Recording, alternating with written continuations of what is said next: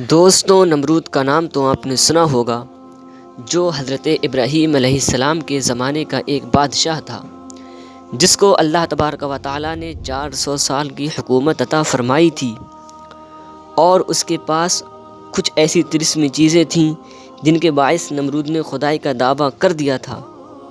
تو آج کی ویڈیو میں ہم انہی چیزوں کا ذکر کریں گے جس کی وجہ سے نمرود نے خدائی کا دعویٰ کر دیا تھا اور اللہ تبارک و تعالیٰ کو جھٹلا دیا تھا۔ نمرود کے پاس چند چیزیں تھیں، اس میں سے ایک تانبے کی بتا تھی۔ اس کا کام یہ تھا کہ جس وقت کوئی جاسوس یا چور اس شہر میں آتا تو اس بتا سے آواز نکلتی تھی، جس کی وجہ سے وہ چور پکڑا جاتا تھا۔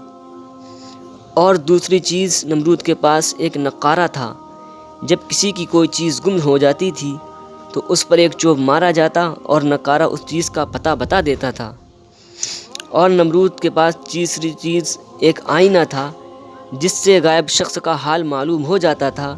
جب اس آئینے میں نظر کی جاتی تو وہ غائب آدمی، اس کا شہر اور قیام گاہ اس سے نمودار ہو جاتی تھیں۔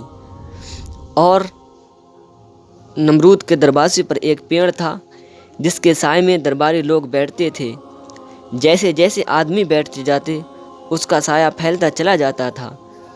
1,00,000 تک آدمیوں کے لیے سایہ پھیلتا جاتا تھا، اور اگر 1,00,000 سے ایک بھی زیادہ ہو جاتا تو سایہ غائب ہو جاتا تھا اور سارے کے سارے دھوپ میں آ جاتے تھے۔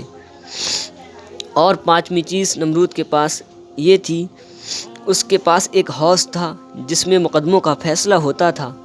مدعی اور مدعا علیہ باری باری اس حوض میں داخل ہوتے تھے، اور جو سچا ہوتا تھا تو اس کی ناف کے نیچے تک پانی بہتا، اور جو جھوٹا ہوتا تھا اس میں غوطہ کھاتا۔ اگر وہ جھوٹا آدمی فوراً توبہ کر لیتا تو بچ جاتا تھا، ورنہ ہلاک ہو جاتا تھا۔ دوستوں، اسی قسم کے طلسمات کی وجہ سے نمرود نے خدائی کا دعویٰ کر دیا، جس کی وجہ سے اللہ تبارک و تعالیٰ نے اسے ہلاک کر دیا۔ السلام علیکم۔